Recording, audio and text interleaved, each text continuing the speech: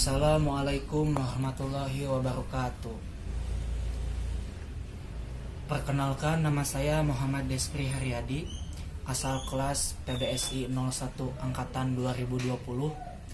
Dengan duduknya saya di sini akan membacakan gerakan pemuda untuk memenuhi tugas mata kuliah membaca. Dimulai saja. Gerakan pemuda. Gerakan pemuda yang pertama kali lahir di Indonesia adalah Trikoro Darmo. Gerakan ini didirikan di Jakarta pada 7 Maret 1915. Gerakan ini dipimpin oleh beberapa tokoh muda seperti Dr. R. Satiman, Wiryo Sanjojo, Kadarman, dan Sunarti. Tujuan dari perkumpulan ini adalah mencapai Jawa Raya dengan memperkokoh persatuan dari para pemuda yang berasal dari Jawa, Sunda, Madura, Bali, dan Lombok. Kata Trikoro Darmo berarti 3 tujuan mulia yang meliputi sakti, budi, dan bakti. Karena sifat gerakan pemuda ini masih sangat Jawa sentris, pemuda-pemuda yang berasal dari Sunda dan Madura merasa tidak senang. Untuk menghindari perpecahan pada saat kongres di Solo, organisasi pemuda ini berganti nama menjadi Jongjapa. Dalam kongres berikutnya, Jongjapa menetapkan tujuan perkumpulannya. Organisasi pemuda ini tidak mencampuri urusan politik, tetapi lebih kepada upaya memberikan pendidikan kepada anggotanya, mempererat rasa persatuan, dan meningkatkan rasa cinta pada budaya sendiri. Namun, dalam perkembangannya, Jongjapa mengizinkan anggotanya untuk terjun ke dunia politik. Sikap ini sangat didukung oleh Haji Agus Salim yang kemudian mengusulkan agar Jongjapa memasukkan unsur agama Islam ke dalam tujuannya.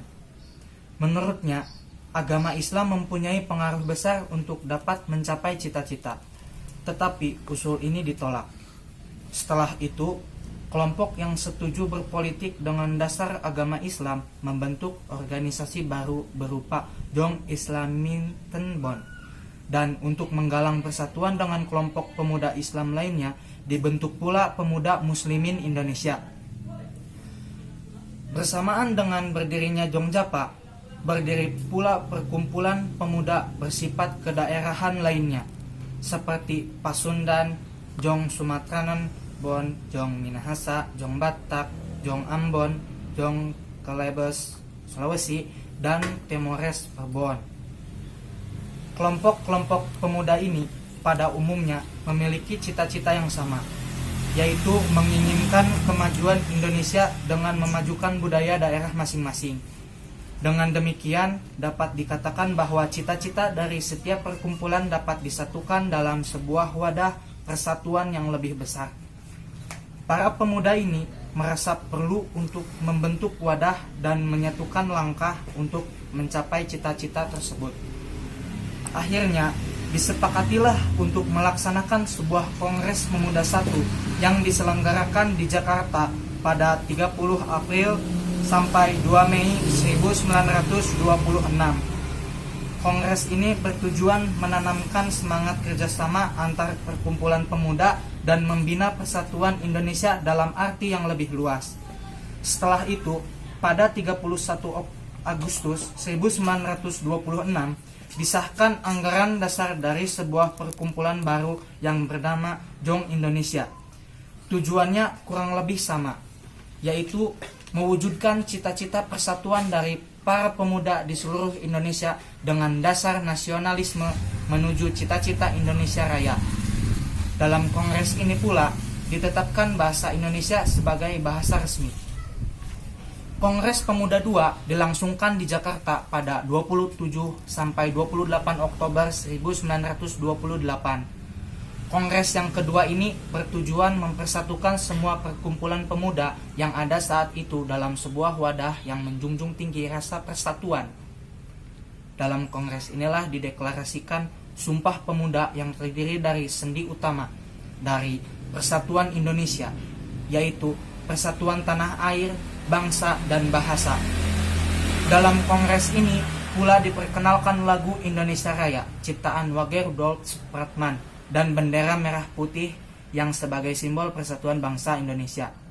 Dalam kongres ini juga dibentuk sebuah komisi yang diberi nama Komisi Besar Indonesia Muda sebagai langkah persiapan untuk gerakan persatuan yang lebih maju.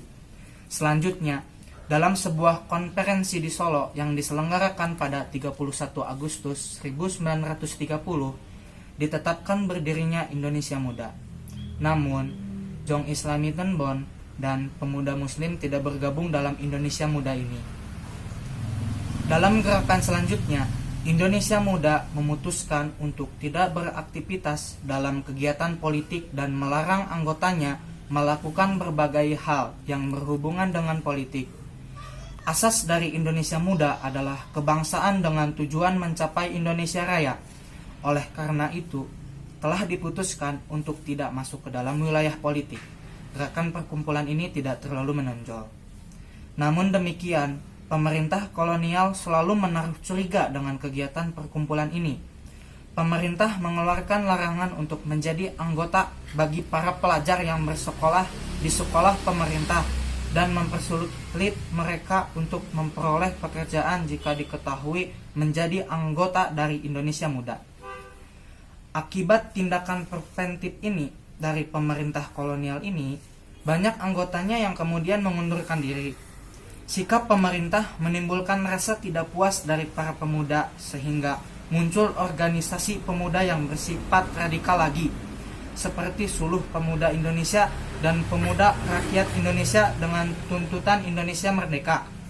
Kondisi ini berakibat munculnya sikap reaksioner dari Gubernur Jenderal Du Jong pada tahun 1932 sampai 1937, yaitu melarang organisasi pemuda yang baru ini melakukan aktivitasnya. Selama pemerintahan Du Jong, ia memang dikenal sebagai gubernur jenderal yang bersikap keras terhadap organisasi pergerakan. Ia tidak hanya berhasil melumpuhkan gerakan para pemuda, tetapi juga mematikan langkah perjuangan dari partai-partai politik yang ada. Untuk mengatasi hal ini, Indonesia Muda merencanakan untuk mengadakan kongres kembali pada 1936, tetapi tidak dapat terlaksana karena pemerintah Belanda tidak memberikan izin. Kongres akhirnya baru dilaksanakan pada 1938 setelah De Jong tidak lagi menjabat gubernur jenderal. Kongres Pemuda menghasilkan kesepakatan untuk membentuk federasi organisasi-organisasi pemuda dari seluruh Indonesia dengan pusatnya di Jakarta. Selain kelompok-kelompok pemuda nasionalis, muncul pula organisasi pemuda dengan latar belakang agama seperti Jong Islami Tenbon, Ansar Nahdlatul Ulama, Pemuda Muhammadiyah, Persatuan Pemuda Kristen, Persatuan Pemuda Katolik yang merupakan bagian dari organisasi keagamaan yang lebih besar. Gerakan pemuda Indonesia ini tidak hanya berkembang di Indonesia saja, tetapi juga di luar negeri seperti Perhimpunan Indonesia di Belanda. Organisasi ini kemudian banyak melahirkan tokoh-tokoh bangsa. Demikian juga Konferensi Internasional Pemuda yang pernah diselenggarakan di Paris pada 1937, di mana beberapa pemuda Indonesia turut menjadi peserta.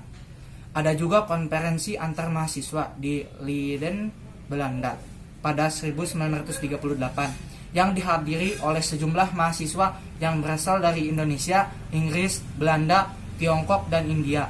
Demikian juga Kongres Pemuda di Amerika Serikat pada 1939, di mana utusan pemuda Indonesia yang hadir dalam kongres ini tidak hanya menyosialisasikan nama Indonesia di luar negeri, tetapi juga menggalang persahabatan dan mendapat dukungan dari para pemimpin pemuda bangsa lainnya dalam usaha mencapai Indonesia merdeka.